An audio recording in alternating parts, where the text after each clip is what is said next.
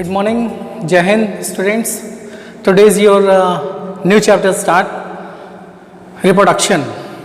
Reproduction means how do organism reproduce. इसमें हम reproduction को start करेंगे. इसमें दो टाइप के reproduction आपको पढ़ने हैं, sexual reproduction और asexual reproduction. Then next video हम लेके आएंगे. अभी ये क्या है? Today's topic is reproduction. You know what is reproduction?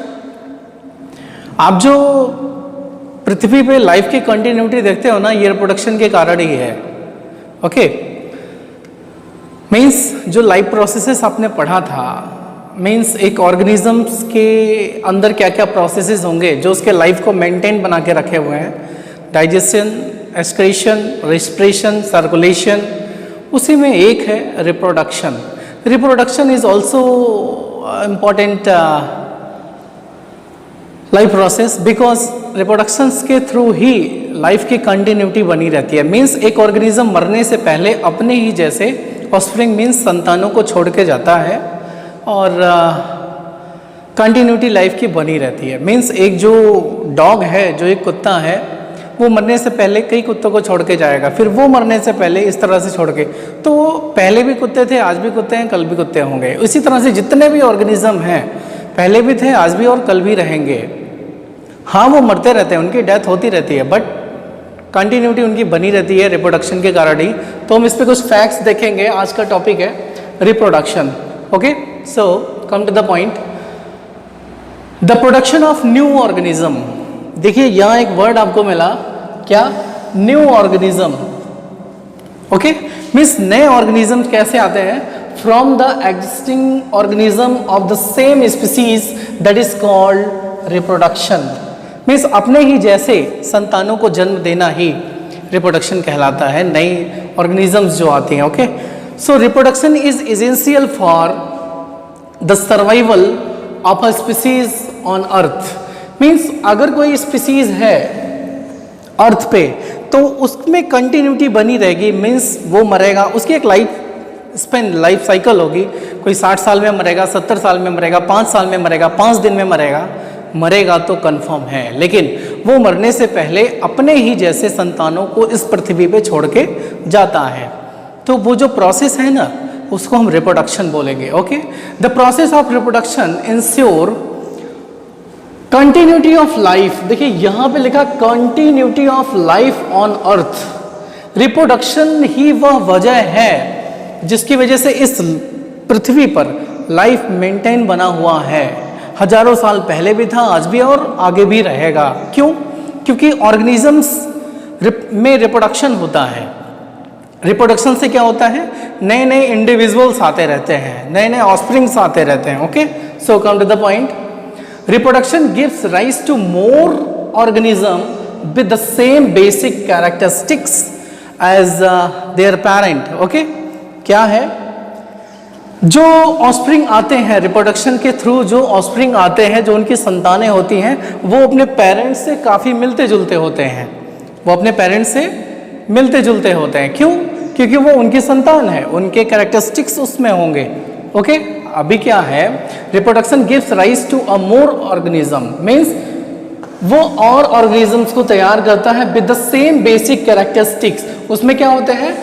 उसमें कैरेक्टरिस्टिक्स सेम ही होता है एज देयर पेरेंट, जैसे उनके माता पिता में होता है. जैसे शेर का बच्चा शेर होगा, बिल्ली का बच्चा बिल्ली होगा, एक आम के पेड़ से आम ही निकलेगा, फिर उसमें से आम निकलेगा, इस तरह से.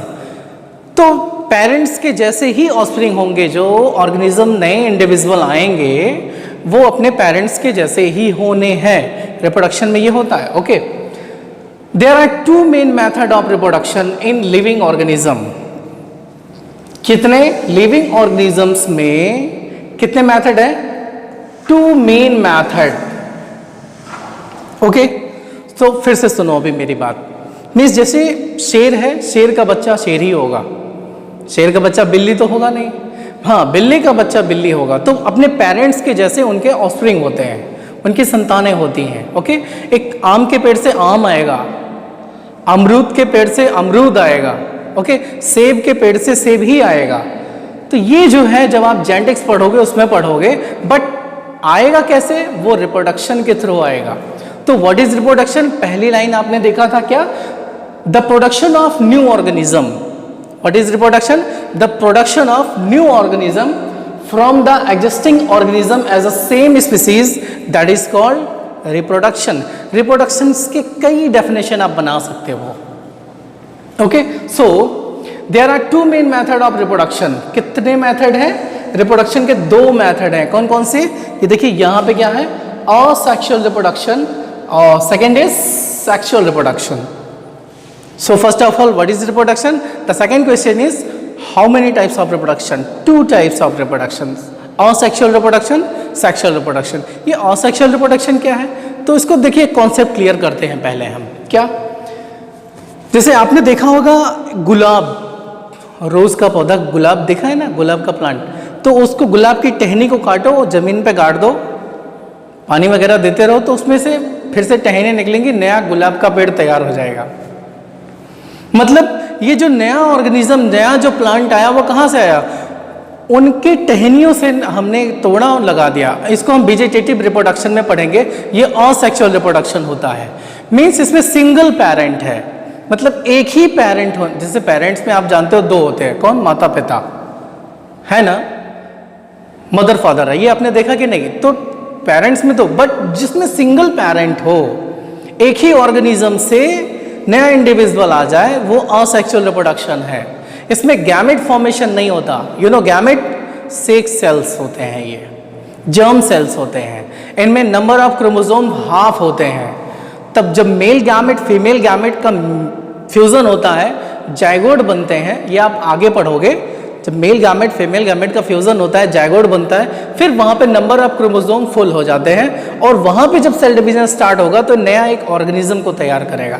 बट दो गैमेट होना चाहिए। बट जहाँ गैमेट फॉर्मेशन नहीं होता है, ध्यान दीजिएगा, जहाँ सिंगल पेरेंट होंगे वो असेक्सुअल रिप्रोडक्शन है, जहाँ गैमेट फॉर्मेशन नहीं होगा वो असेक्सुअल रिप्रोडक्शन है। Okay, so first of all we discussion about asexual reproduction. अभी हमारा टॉपिक क्या है? Asexual reproduction. Okay, the production of new organism. क्या? The production of new organism from a single parent. देखिए यहाँ पे क्या लिखा? Single parent.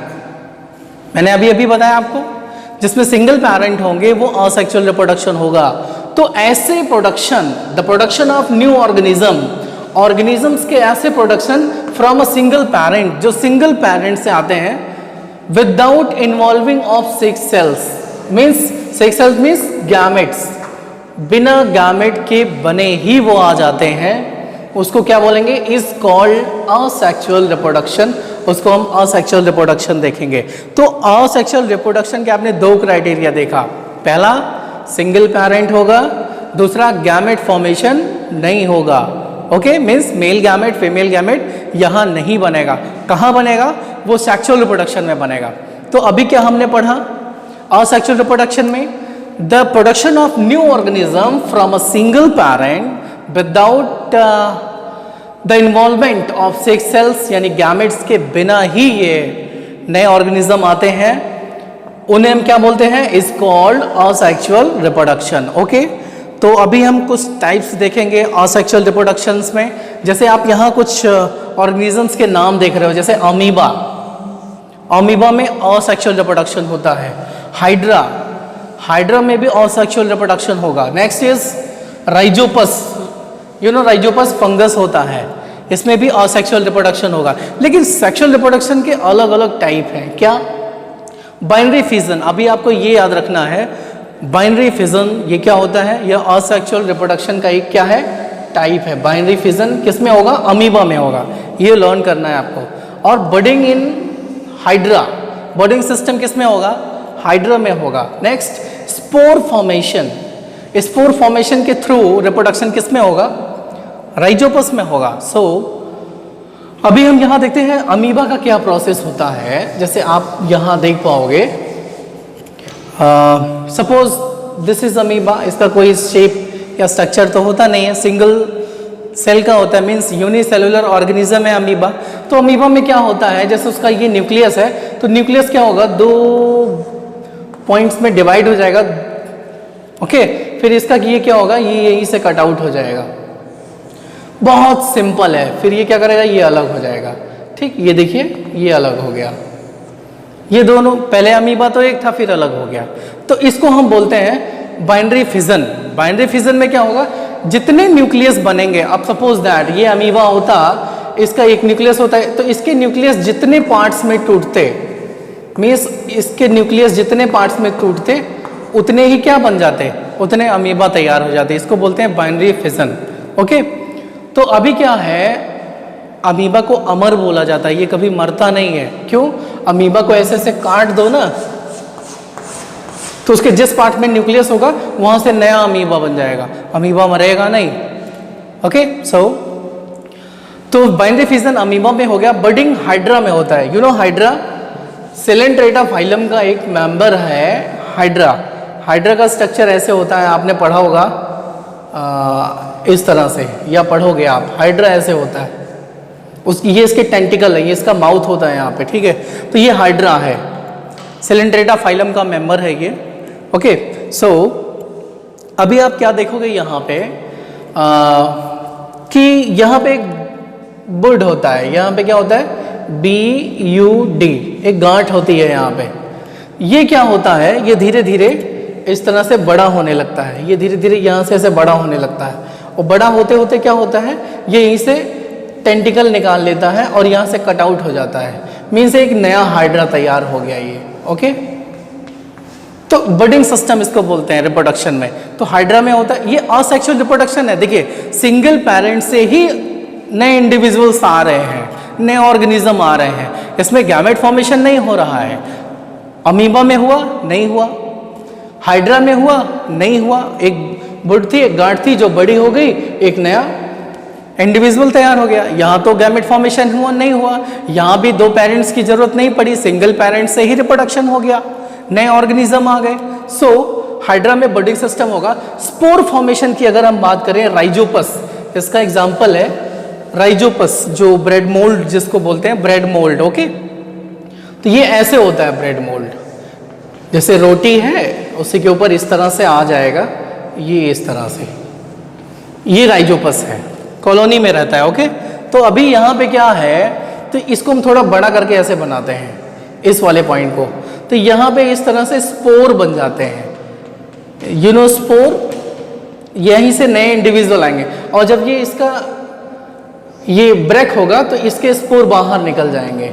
स्पोर जहाँ जहाँ जाएंगे उसको अडेप्टेशन मिलेगा तो नया इंडिविजुअल आ जाएगा।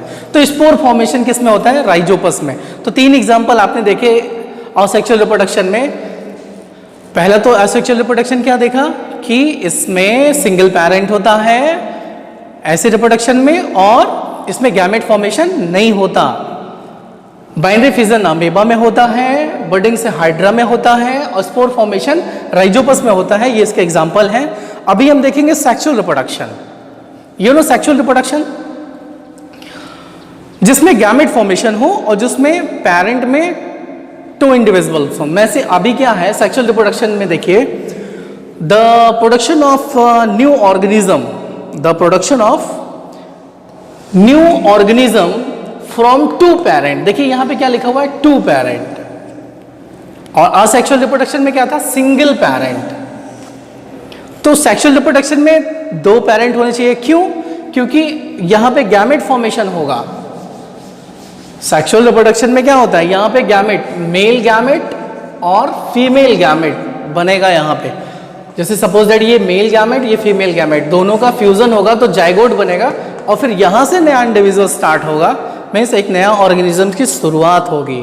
Okay, so come to the point, the production of new organism from two parents by making use of their sex cells is called sexual reproduction. जिसमें गैमेट फॉर्मेशन होते हों, जिसमें टू पेरेंट्स इन्वॉल्व होते हों, वो है sexual reproduction. Means sexual reproduction के example कहाँ कहाँ होंगे, जैसे humans, fish, frog, hens, dog, cow, horse, deer, rabbit, lion, all reproduce by sexual reproduction. तो ये सभी एग्जाम्पल है जिसमें सेक्सुअल रिप्रोडक्शन होता है। सबसे बड़ी बात तो ये है जो फ्लावरिंग प्लांट्स होते हैं, you know flowering plants also reproduce by sexual reproduction.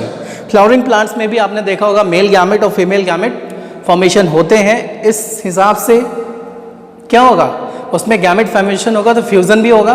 Means gamete formation अगर हो रहा है तो सेक्सुअल रिप्रोडक्शन में इन्वॉल्व होगा। एंड ओके, जहाँ गैमेट फॉर्मेशन नहीं होगा वो असेक्सुअल रिप्रोडक्शन, जहाँ गैमेट फॉर्मेशन होगा वो सेक्सुअल रिप्रोडक्शन। जहाँ सिंगल पेरेंट ही इन्वॉल्व होंगे वो असेक्सुअल रिप्रोडक्शन, जहाँ 2 पेरेंट इन्वॉल्व होंगे रिप्रोडक्शन में वो sexual reproduction. Okay, so next video में हम असेक्सुअल रिप्रोडक्शन के डिटेल लेके आएंगे। ओके, सो अभी इस चैप्टर का रिप्रोडक्शन का मीन्स वाई